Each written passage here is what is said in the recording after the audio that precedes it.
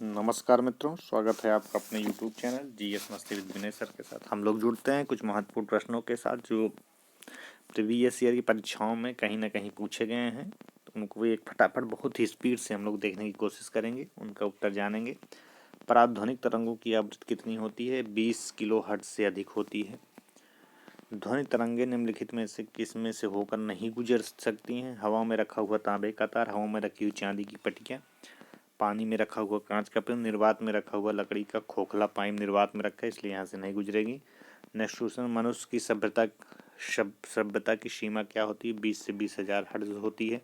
सामान्य TV remote control में उपयोग की जाने वाली तरंगें होती हैं। अवरक्त तरंगें उपयोग की जाती हैं। नीचे दिए गए विकल्पों में किसमें ध्वनि आर पार नहीं जा सकती? तो निर्वात में जो होती है ध्वनि आर पार नहीं जा सकती है।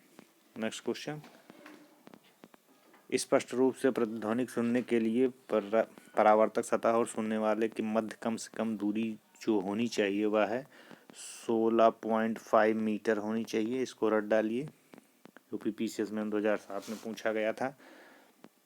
नेक्स्ट देते हैं, ध्वनि का वायु में वेग कितना होता है? 330 मीटर पर सेकंड होता है। निम्नलिखित कथनों पर विचार करना है। कम लंबाई की बांसुरी से निम्न आवृत्ति की तरंगें उत्पन्न होती हैं। ध्वनि शैलों में केवल अनुदैर्घ्य प्रत्यास्थ तरंगों के रूप में प्रगामी होती हैं। यही ऑप्शन नंबर बी सही है।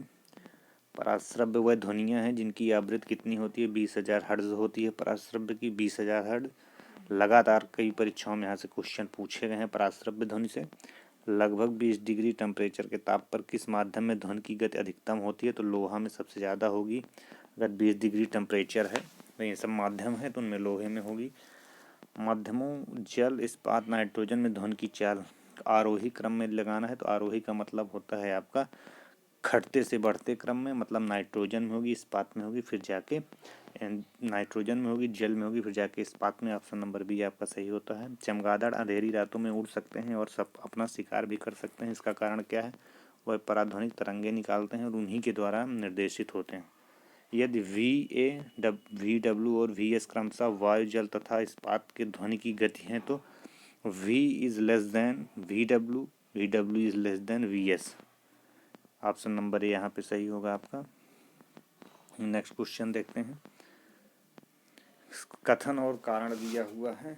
समुद्र तल से निकट मैक संख्या 1 पर जा रहे वायुयान की चाल की तुलना में 15 किलोमीटर की ऊंचाई पर मैक संख्या 1 पर जा रहे वायुयान की चाल अधिक होती है। अब इसका कारण कहता है, ध्वनि की गति परिवर्ती माध्यम के ताप पर निर्भर करती है। एक गलत है यार, सही है। जब दो लोग आपस में बात करते हैं तब कितने डेसिमल ध्वनि उत्पन्न होती है? आपस में बात करने में 30 डेसिमल। कथन ए, अनुसरण विशेषतया बड़े गिरजाघरों तथा बड़े भवनों में प्रतीत होता है। दीवारें, छत एवं धरातल से अपवर्त ध्वनि का परावर्तक हो सकता है। तो इसमें कौन सा सही होगा? ऑप्शन नंबर ए और आर दोनों सही हैं। आर ए का सही स्पष्टीकरण है कि 16 नंबर में आपका ए और आर दोनों सही का स्पष्टीकरण है। क्वेश्चन नंबर 17 देखते हैं। निम्नलिखित कथनों पर विचार करना है। विस्तृत रूप से प्रयुक्त सांगीतिक स्वरग्राम जिसे द्विटोनी स्वरग्राम कहते हैं 7 आवृत्तियों वाला होता है। स्वर सा की आवृत्ति 256 हर्ट्ज होती है और स्वर नी की आवृत्ति जो दी गई 512 हर्ट्ज होती है। उपयुक्त कथनों में से कौन सा सही? केवल आपका एक सही है, ऑप्शन नंबर ए। हम लोग आगे बढ़ते हैं। ध्वनि का तारतम्य किस पर निर्भर करता है? तो जो ध्वनि का तारतम्य निर्भर करता है हमारी आवृत्ति पर करता है। मनुष्य को ध्वनि कंपन की अनुभूति किस आवृत्ति सीमा में होती है? तो 20 से 20,000 हर आवृत्ति सीमा में होती है। हम लोग नेक्स्ट क्वेश्चन देखते हैं। आर्द्र वायु में ध्वनि का वेग शुष्क वायु की तुलना में अधिक होता है। कितना? शुष्क की वायु की तुलना में घनत्व कम होता है। ध्वनि तरंगों में निम्न में से कौन सी घटना नहीं हो सकती? ध्रुवण ध्वनि तरंगों में नहीं हो सकता, बाकी विवर्तन, परावर्तन, व्यतिकरण होगा। ध्वनि ऊर्जा का विद्युत ऊर्जा में परिवर्तन किया जाता है माइक्रोफोन द्वारा। मनुष्यों के लिए मानक ध्वनि स्तर कितना है? 60 डेसिबल। डेसिबल किसे मापने के लिए प्रयोग किया जाता है? वातावरण में ध्वनि को मापने में। पराश्रव तरंगों के बारे में निम्नलिखित कथनों पर विचार करना है। ये कीड़ों को नष्ट कर देती हैं, कपड़ों में धूल हटाकर उन्हें साफ कर देती हैं। इनका उपयोग बीमारियों के उपचार के लिए किया जा सकता है। स्वचालित दरवाजों को नियंत्रित कर सकती हैं। तो ये सभी सही हैं आपका। ध्वनि का वेग अधिकतम होता है, जितने ये 4 ऑप्शन दिए हैं इनमें सबसे ज़्यादा ध्वनि का वेग जो होगा धातु में होगा। नेक्स्ट देखते हैं, निम्न द्रव्यों में से ध्वनि का सबसे तेज मात्रा जितने दिए हैं इनमें से ज़्यादा स्टील में होगी। नेक्स्ट क्वेश्चन देखा जाए, शिकार परभक्षियों या बाधाओं का पता लगाने के लिए चमगादड़ अथवा डॉल्फिन किस परिघटना का प्रयोग करते हैं? तो प्रतिध्वनि निर्धारण करते हैं।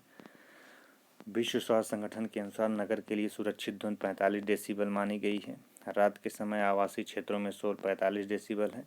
एक जैव पद्धति जिसमें प्रासरक ध्वनि का उपयोग किया जाता है सोनोग्राफी है।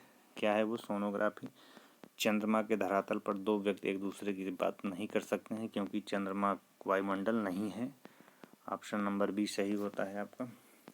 नेक्स्ट देखते हैं, म्यूजिक कंसर्ट्स के लिए हाल की जो दीवारों को क्या किया जाता है? ध्वनि का अवशोषण करना चाहिए।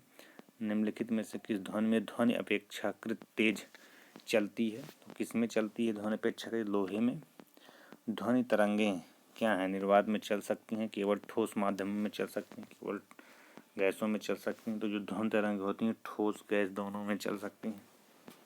निम्न में से किसका ध्वनि के वेग पर कोई प्रभाव नहीं पड़ता? तो दाब का कोई प्रभाव नहीं पड़ता ध्वनि के वेग पर। एक मजदूर रेल की पटरी पर कार्य कर रहा है। एक लड़का कुछ दूरी पर अपने कान पटरियों पर रखकर जब मजदूर द्वारा की जाने वाली हथौड़े की आवाज़ को सुनता है तो उसे 2 बार आवाज़ें सुनाई देती हैं।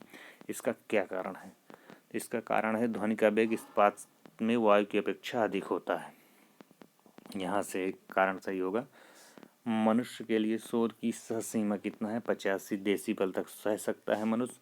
पराध्वनिक विमान किस प्रघाती तरंगों को पैदा करते हैं? तो पराघाती विमान जो होते हैं ध्वनि बूम को पैदा करते हैं। डेसिमल का शोर प्रबलता स्तर संगत होता है यंत्र कारखानों के शोर से। नेक्स्ट क्वेश्चन देखते हैं, जब सितार और बांसुरी पर एक ही स्वर बजाया जाए तो उससे उत्पन्न ध्वनि का भेद किस में से अंतर के कारण किया जाता है? केवल ध्वनि गुणता के। ध्वनि के स्रोत और परावर्ती सतह के बीच न्यूनतम कितनी दूरी होनी चाहिए जिससे वह प्रतिध्वनि स्पष्ट रूप से सुनाई दे? जो दूरी होनी चाहिए 17 मीटर होनी चाहिए। मित्रों, यह कुछ 42 क्वेश्चन थे जो किसी न किसी परीक्षा में पूछे गए बहुत हिट क्वेश्चन हैं। एक बार देखिए और इनके सारे उत्तर फिर से जानने की कोशिश कर लीजिए। हम मिलते हैं अपना दूसरे वाले वीडियो में, तब तक के लिए मित्रों थैंक यू।